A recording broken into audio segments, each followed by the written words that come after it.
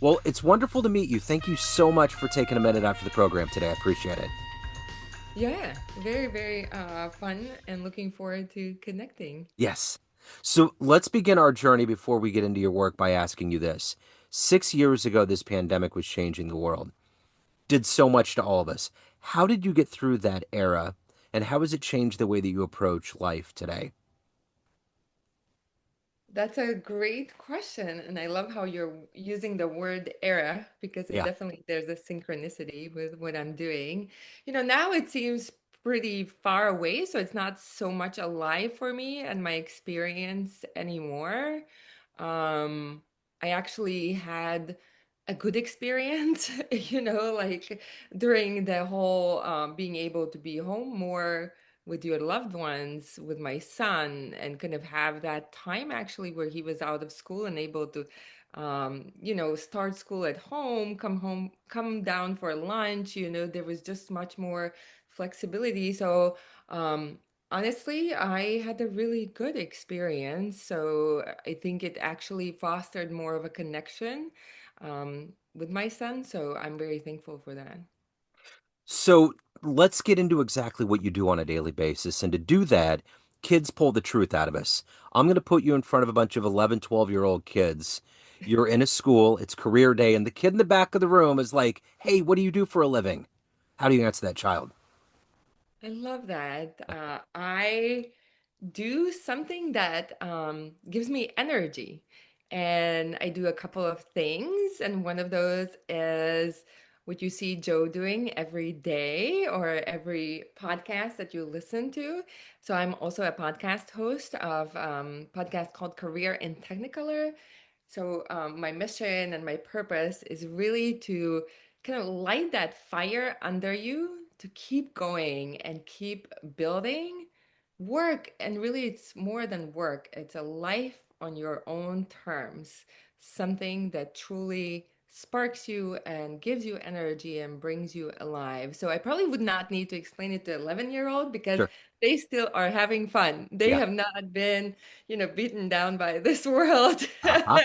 So I do fun things. I play every day, and I found certain activities that give me that feeling.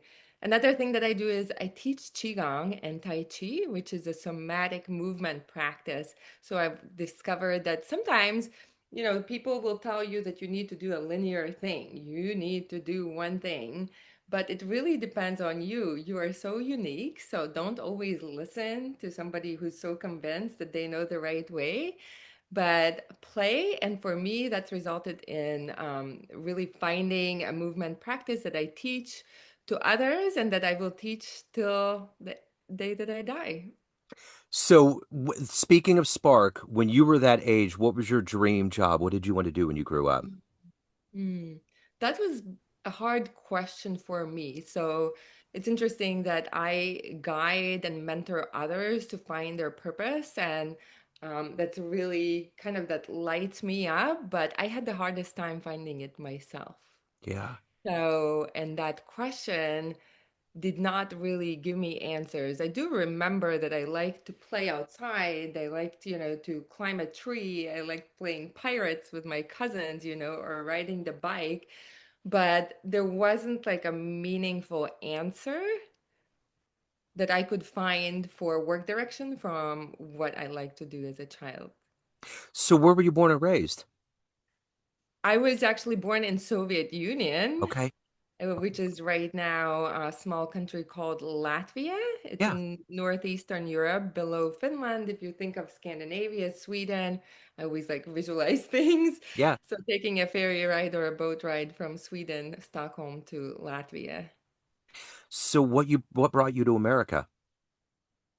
It was really my soul and my own essence. It Yeah. was one of those things that didn't make any sense, that there was no rhyme or reason, but there was this like a desire and a direction. Like when you have something planted in you, it's coming from just, it's not coming from you figuring something out, you putting a goal, you putting, a manifestation board. It was like a driving force that just like It was like I was just taking one step to another after another, and it was really freedom. I think it was I was born in a country that was oppressed. It was taken over by another country. So, and I was about 8 or 9 years old when the curtain fell, right? The Soviet Union started to dismantle.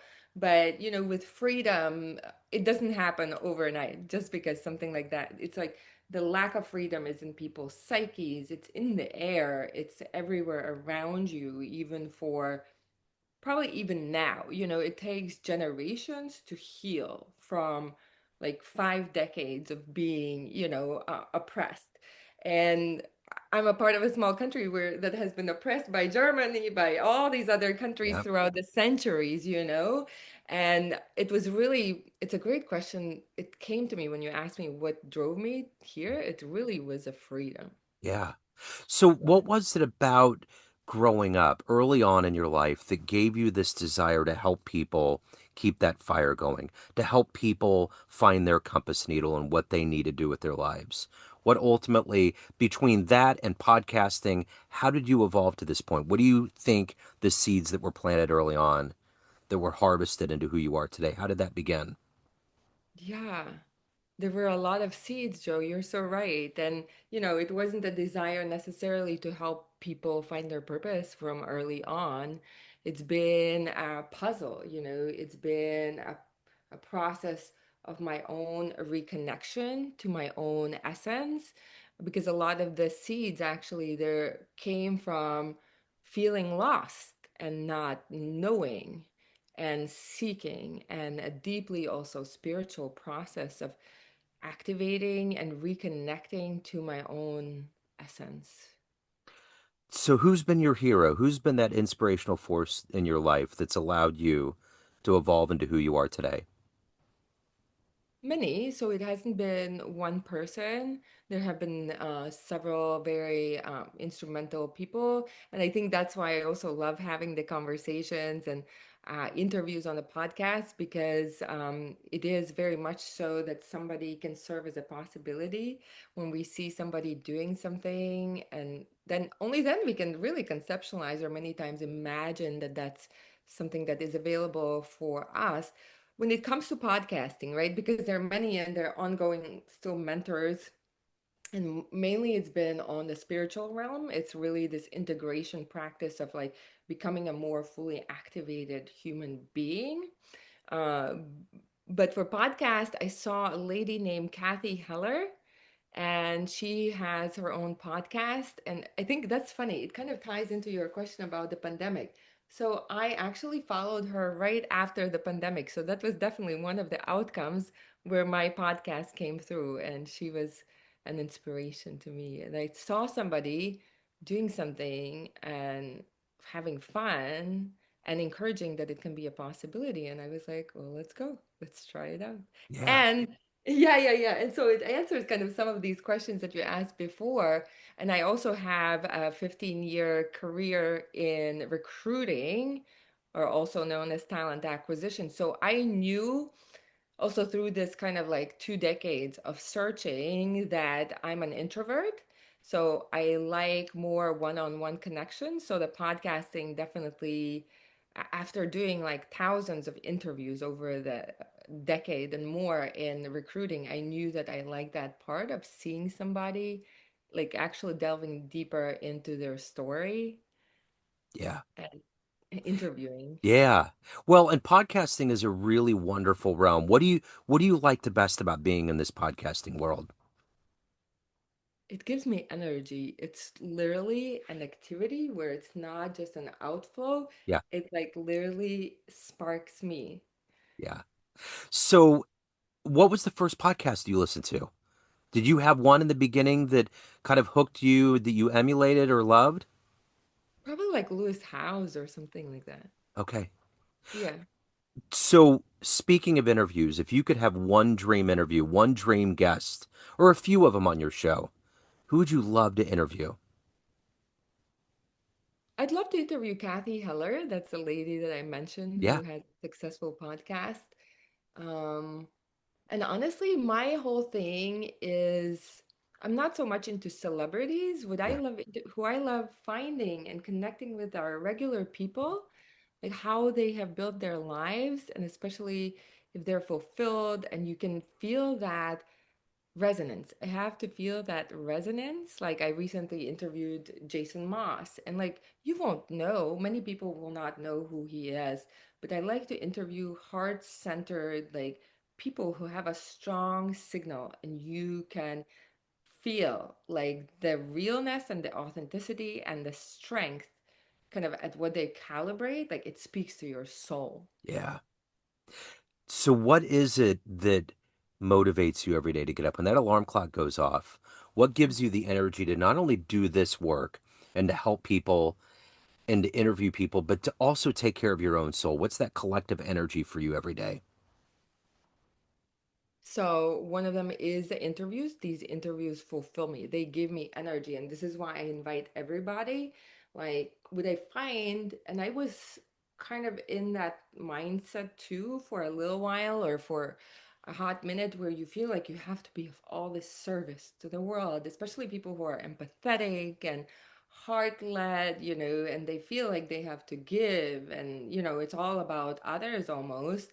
But I realized that it's actually not my truth, that my truth is, and I think anybody that I, come across that I mentor, I encourage actually people to be more selfish.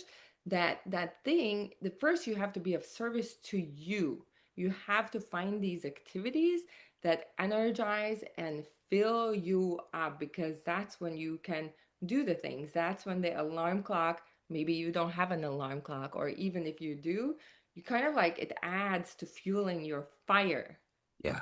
right? To fueling that spark. So when you think about the word retirement, we all get mired in our careers with what we're doing. But when you think about that big, huge word retirement, what comes to mind for you? So I want to find the things that I will want to keep doing, that Yeah. there's not going to be that hard stop Hmm.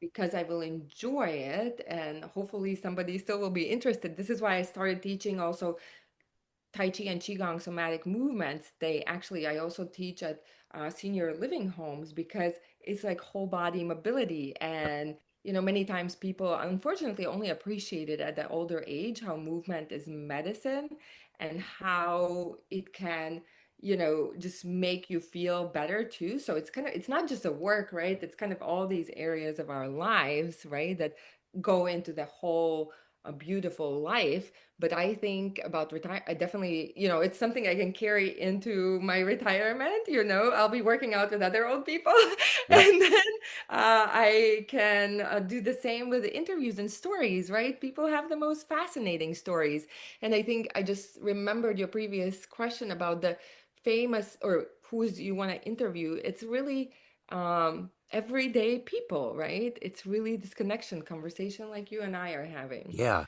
Those are the most fascinating ones. So let me ask you this. If you were to get into a room of everybody that's listened to your show or that's known you as a recruiter, anybody that's known you in a professional sense throughout your career, and you could go to the front of that room and tell them a fun story about your life, maybe the first concert you went to, maybe coming to America the first time, maybe a magical place that you visited in your life, just some kind of fun story that might shed a different light on who you are as a human being. What would be a fun story you would tell that room? No, that's a lot of pressure because honestly, that is the hardest question for me, Joe, because Yeah, um, I was this kid that early on learned to perform and achieve. yeah, yeah. So I get it. this Yeah. fun has been one of the hardest journeys. Yeah. So I'm curious, what was it like when you came to America in the beginning? Was it like a jet lag that took a while to get over, or was it like an instantaneous comfort that you finally got to what you were wanting, which was freedom? No, and you're 19 or 20 years old, you don't have jet lag. You're Right. young. Right. You can go Sure. without sleep, right? Yeah. Yeah. Yeah. That's only after 40 when you start to be like, Yeah. like where you have to recover after a flight to Europe. But it was just a sense of expansiveness. So the funny story, I guess maybe that's a funny story. I came to work at a Food Lion. I was working at a deli. I had no idea even like this small town in North Carolina where I was going. It was a beach town. There was this summer student exchange program. I had started university back at home and came here just for a summer exchange program and worked in Delhi, and then we also cleaned homes, beach homes on the weekends, and then we went to this. We were bar or club, on Saturdays, and it was just this feeling. It was a felt experience of like coming from a small country. So Latvia is about 2 million people or less, so small. Um, Kind of all that history, heavy history, and I just felt the contrast between kind of constriction and limited opportunities to voila, here, Yeah. like expansiveness, huge country, huge roads, huge cars, Yeah. like it was like a complete like 180. My relatives came to Ellis Island from Italy. My great grandparents did. So I understand the immigration and that thing. Does it seem strange to you now in this modern 2026 world of America that we live in that immigration is becoming this kind of thing that is being targeted? Because that's the whole idea of America. No one in this country is 100% American. We all have ancestors that came from other places.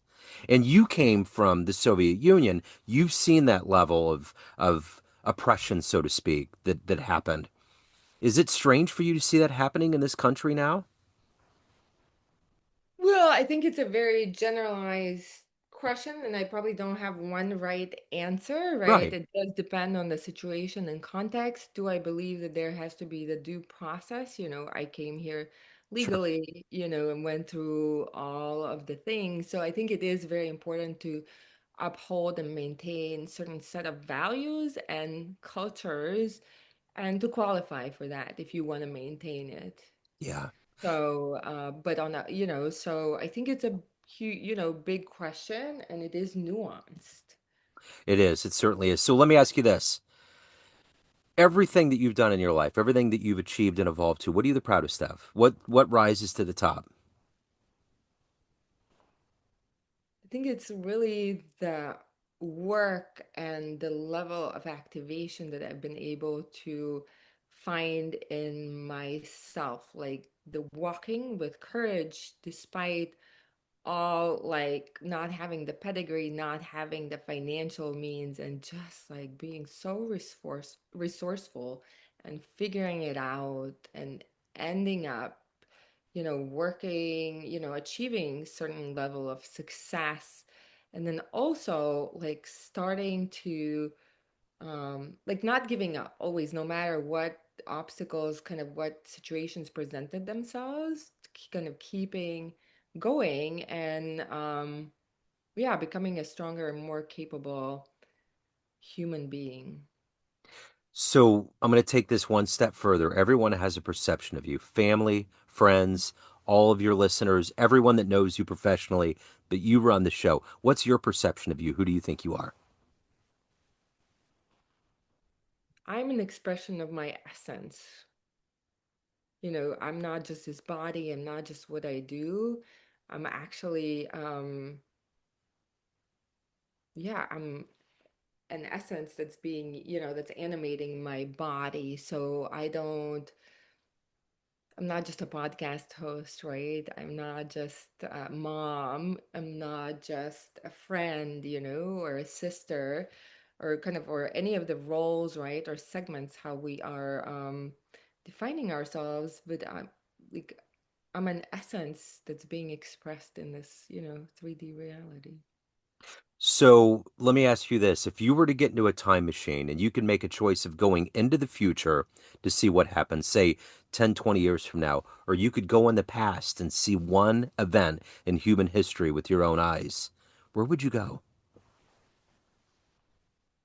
Now, I honestly, I don't really, I try not to plug in and give too much energy in the future because Yeah, the possibilities, the only future that I have control of is creating my own. yeah. And in part, my podcast is dedicated to empowering you, like reminding you so you remember that you are creating your own future. So I guess that would be the only curiosity that I would have, is to see my own life, right? Sometimes it can calm us down to see that 20 years from now, Yeah. it worked out. It Yeah. all comes together because this journey of entrepreneurship, of podcasting and everything, it's not like the same as when you go and hand over, your time in exchange of a salary. There's a lot of there's just so much more of uncertainty, Uh-huh. right? When you're building something on your own, and when you're going for a life that you truly want, right? Not just